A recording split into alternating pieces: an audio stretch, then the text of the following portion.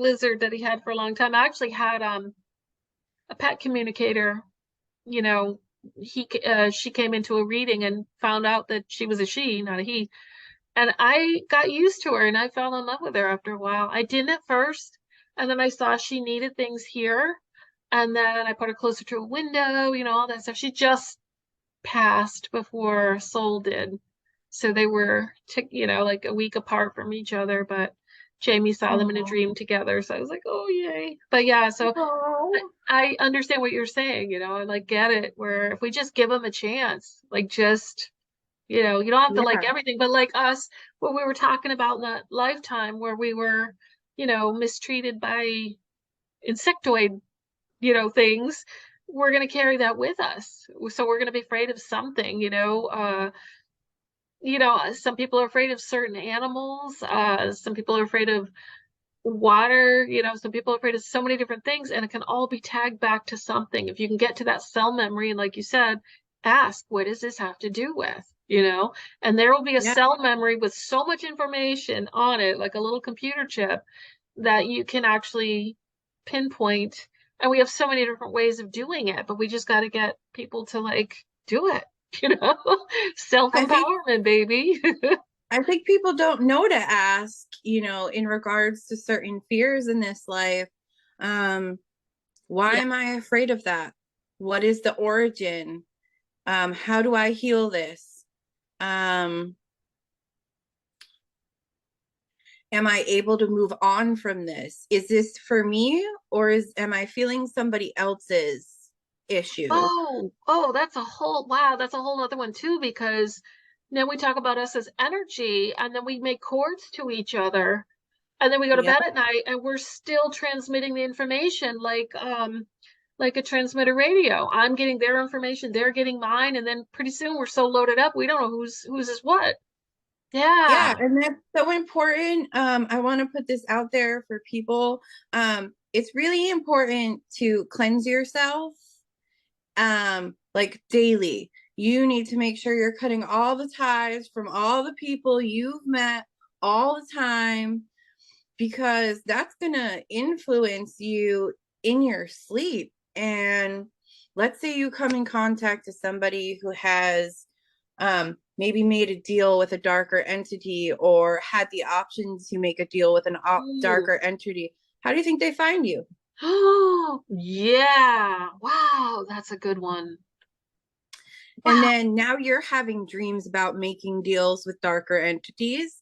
And if you dream it, it's already happened. Oh my God. Oh, I got goosebumps on that. Oh, that is a good one, man. Ooh.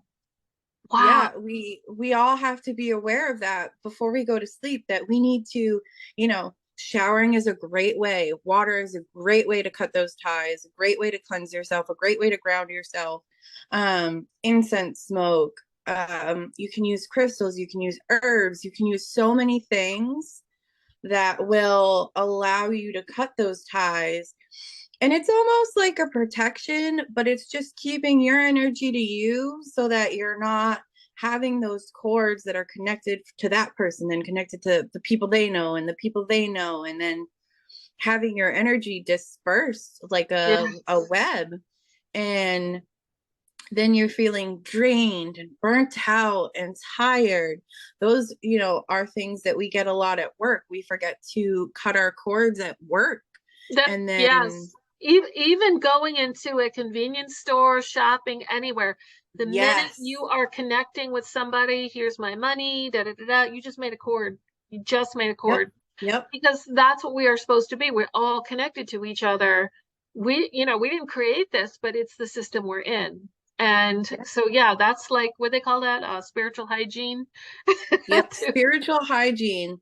And Hmm. it sounds really silly, but it really is a necessary practice, especially for those people who are in tune, are awakening, are experiencing energetic knowledge and cosmic knowledge, and are gifted and have abilities.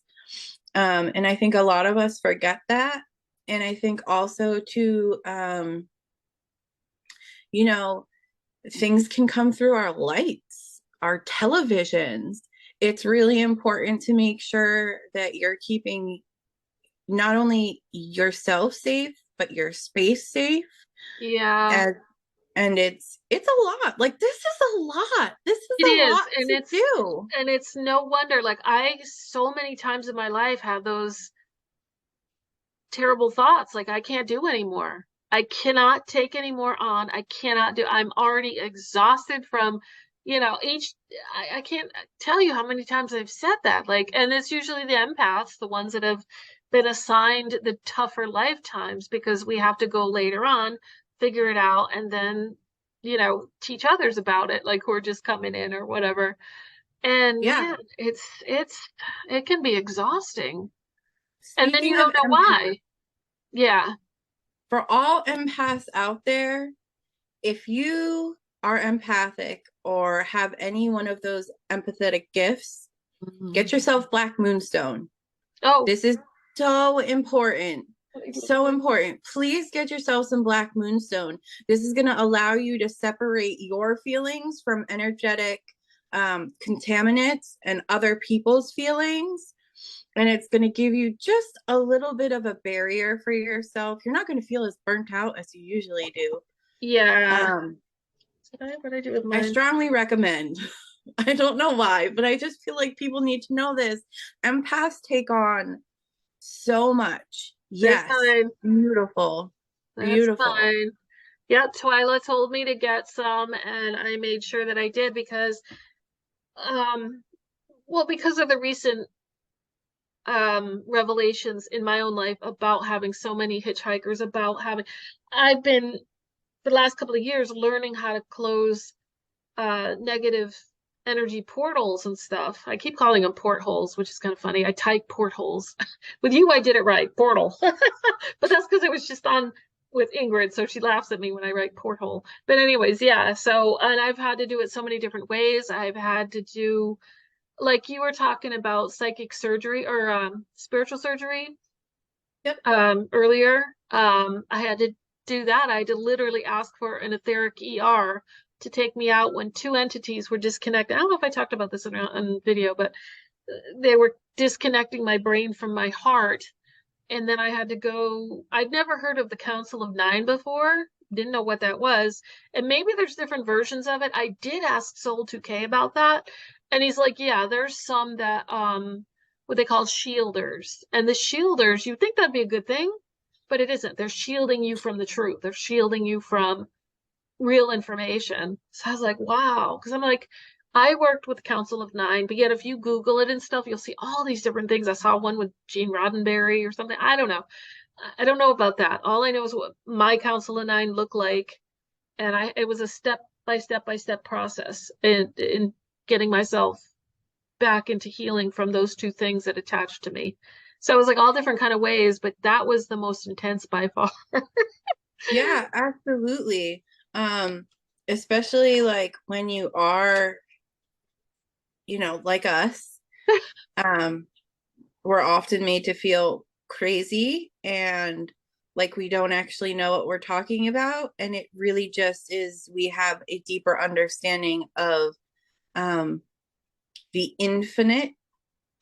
Um, the other thing I feel compelled to say is that there's a lot of empaths out there, this is the person I was referring to that's now being sort of fought over with the entities.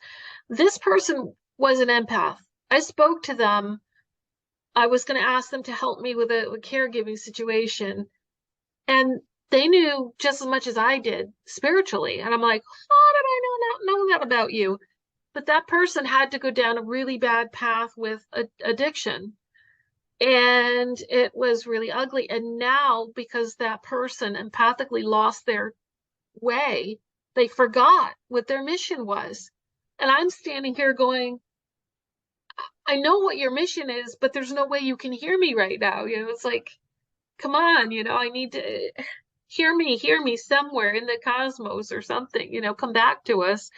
But it's bad. I mean, this person is behaving really badly. And that is another reason why we have to have compassion, because this person, fell in a ditch and we have to try to empathically and compassionately help that person, not judge them for what they're doing here on earth, which is not really nice, but they're lost, you know? They went down Yeah. they're having a bad trip right now. I think that's really So common for a lot of empaths. it is. I could That's what I've been, not yeah, imagine yeah. what it must feel like to feel everyone's everything all the time without a buffer or without the ability to say to yourself, hey, those are not my feelings. I need And to I step didn't, and back. that was the majority of my life. I was influenced, I was, told what to think, all that stuff from the codependent point of view. So I never had any of those things to tell me. Even as a spiritual person, it's like I just felt like I had a bag over my head and I'm stumbling around life going, I have no idea. I have no idea. If something good comes out of me, it's because somebody on the other side is trying to push that, creator source, artistic energy through me, and then I have a win, but then the bag goes back on, Yeah, and I think too that um when you are an empath or just stuff you just shouldn't know, um then you get the feeling like, oh, I'm a bad person, I'm low vibrational, I'm giving up. it's that, it's that's, but yeah, that's not what it means. It means that you're in a learning period, and it's okay to fall, it's okay to vibrate low for a minute, and you are capable of getting yourself back up. There are tons of people that are here to help you, yep. that have knowledge and that will, help get you from point A to B. I, I Um, I also think it's in the soul contract too when that's going to happen to some extent. Unless you get oh yeah. really, really lost and somebody literally on the other side or something kind of has to go, hey, whoa, Yeah, time out. intervene. Maybe we need to readjust this. And I know that I don't know why I know this, but I know that there are times in our lives where our contracts are updated, Yeah. and that Or they're updating, finished. I was yeah, very aware of different contracts with people when they were done. When they were done, I knew it immediately and I yeah, knew where they were, what their next step was because it was done with me. yeah, We're almost, let's see, we got a couple more minutes. So, before this session ends, but no, that's a super, super good point. Super good point on that. yeah, And I was mad for a while that it took me so long to get to this age because I had so much I wanted to accomplish, but that was like my human self, not understanding that there was a bigger thing yes, at play. And I was mad all the time because, I couldn't get this off the ground. I couldn't get that off the ground. I didn't know what, was it me? Was it this? Was it that? Why couldn't I get there? And it's just part of it you have to ask is what is in your soul contract? yeah. And the point too that I want to make is, in human life, it does not matter what age you succeed. You could be 20, you could be 30, you could be 40, you could be 50, you could be 60, you could be 70. My great aunt got her real estate license at 82 and then had an amazing life. Oh my That, God. for whatever reason, just inspires me. She became a top selling real estate agent in her 90s. The woman made it on her own in her 90s. Wow. How mind blowingly amazing is that? That is just, you do not have to make it young. And I think we get so stuck on that we have to make it young in this life to have the life that we would like or the things we would like. But you can make it at any age, and that destination of making it Mm-hmm. is not nearly as important as the journey. Yeah. And No, that's, you're totally right on about that. And unfortunately, like you mentioned earlier, generational stuff, I watched my upline, my mother's side, they were women who just tried too hard, didn't get anywhere because they didn't believe in themselves. They gave everything they had away to other people, all their energy, all their everything, because they didn't feel worthy. So that's something that generationally I've been fighting, against as far as trying to find some success somewhere. And my grandma lived to like 95. My mom only to 77. It was like she gave up. She gave up the game, you know? Yeah. If there are two things that I would say to take away from this conversation tonight is one, you are worthy, even when you don't feel worthy. And two, believing in yourself and knowing you are capable of anything is those are your keys to success. And I think And we lose sight of that. never comparing yourself to anyone else. Right. That I have done. It was like that was part of my soul contract because of the stuff I was exposed to at 9. It was always to compare myself to others and not having an identity. I just wander around going, I don't know who I am. I don't know, but don't compare yourself to others, no matter how lost you feel. It's Yep. all in there. It's just unlocking it and putting the pieces together as you can. That was beautiful. Yeah. I think that was really beautiful. I think Me we too. accomplished something tonight. Yeah, I feel like we really accomplished something. I feel really good. I feel like that was good.